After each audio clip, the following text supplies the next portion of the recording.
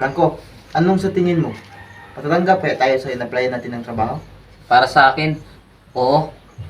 Kasi nung in-interview tayo, sa tingin ko, nasagot na naman natin ng maayos. Ano nga, excited na ako magkaroon ng trabaho. Kahit ako naman eh. Tara, punta tayo sa tindahan.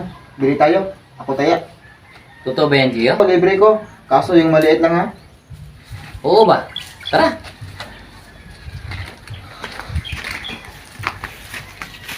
Siya nga pala. Alam mo na ba? Si Aling Patricia ay nakulong na? Ha? Eh, bakit siya nakulong? Ano ka ba? Parang hindi mo naman alam. Ay, oo. Malupit kasi siya. Buti na lang at umalis tayo sa kanya. Halos wala tayong pahinga. Puro lang tayo trabaho. Tapos mahilig pa siya manakit sa atin. Oo nga, naalala ko tuloy yung ginawa niya sa atin.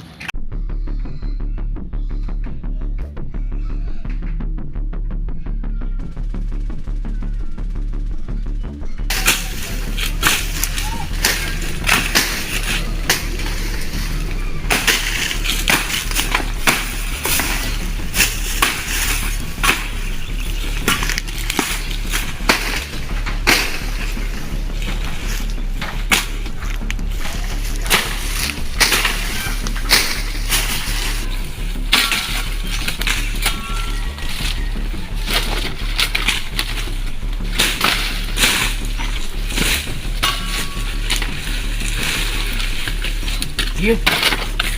Si Ma'am Patricia. Franco, Gio, halinga kayo.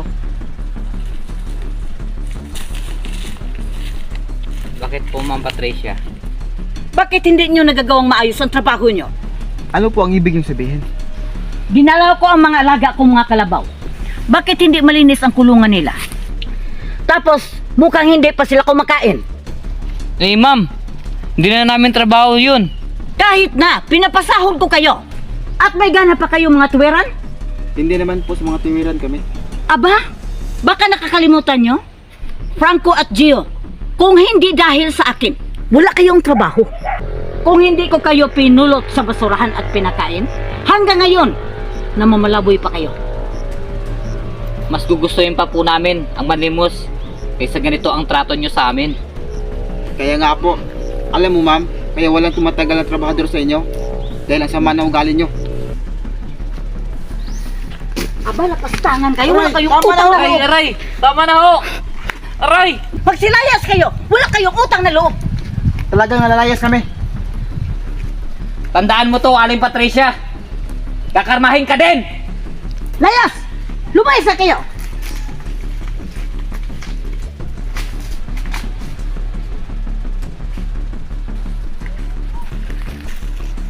Mga walang utang na loob.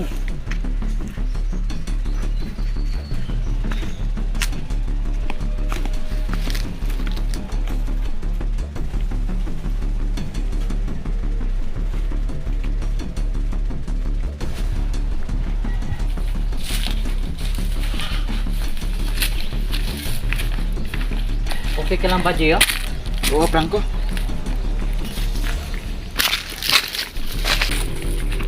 Tara, maghanap lang tayo ng matutuluyan. Tara.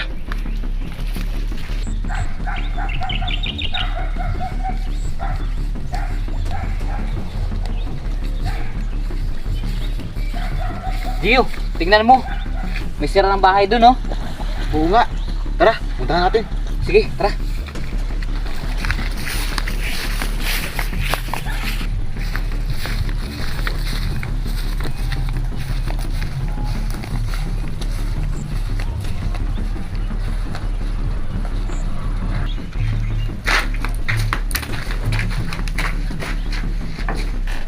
Gio, dito lang muna tayo titira.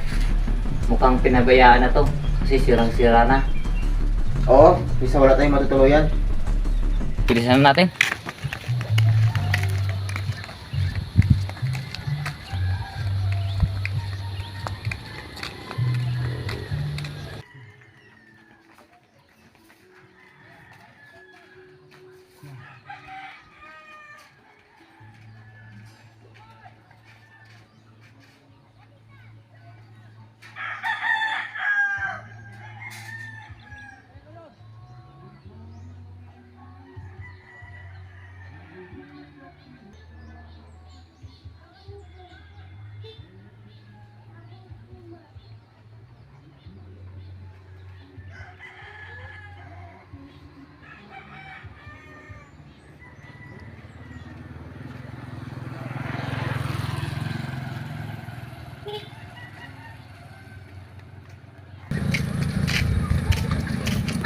Sarap talaga kapag libre. Ayun lang yun. Ganon. Oo. Ay iba nga tayo. Kung sakaling matanggap tayo sa trabaho, anong gagawin mo sa pera? Wala pa nga eh. Ako kasi mag-iipon ako ng pera para makabili ako ng bahay kahit maliit lang. Gusto ko yan. Ganyan din ang gagawin ko. Kasi sa tinitirahan natin, ang lamok-lamok.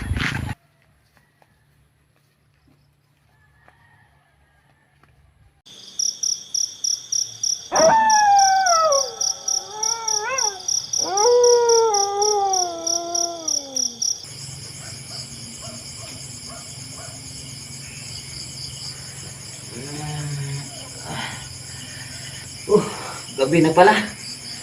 Nagugutom na ako. Makapagsaing ka muna.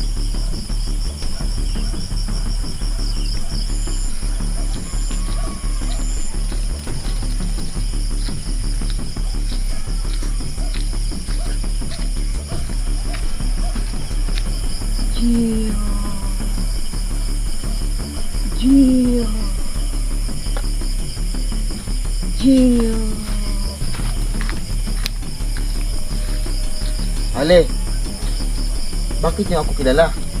Sino po kayo? Aling Patricia! Gio. Huwag kang lumapit! Gio. Wag! Wag! Gio. Wag! Gio! Gio! Franco? Ano nangyari sa'yo? Narinig kitang sumisigaw. Teka, kukuha mo na kita ng tubig ha.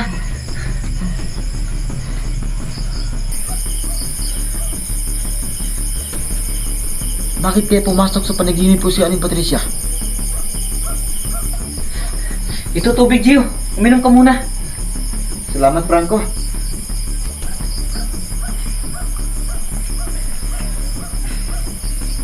Okay ka lang ba? Binabangungot ka yata. Napanaginipan ko si Aling Patricia. Tapos, Naglalakad daw ako sa madilim na daan. Tapos, may tumatawag sa pangalan ko. Pero, pangalan ko lang ang nabanggit niya.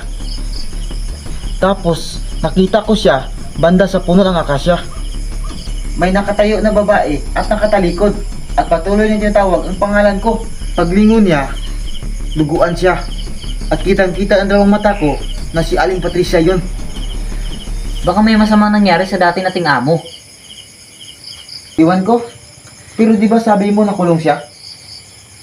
Oo nga. Pero di ba marami ding galit sa kanya? Oo, pero panaginip lang yun. Hindi totoo yun.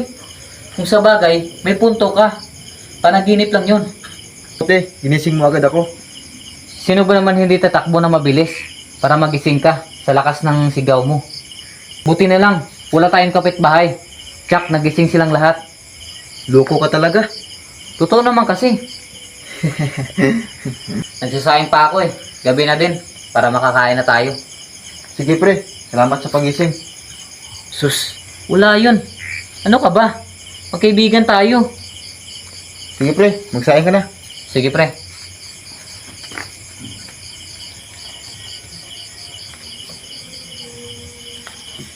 Ano kayang gustong iparating ng panaginip ko? Bakit kaya ganun ang panaginip ko? Ay, huwag ko na nga lang isipin yun. Panaginip lang yun.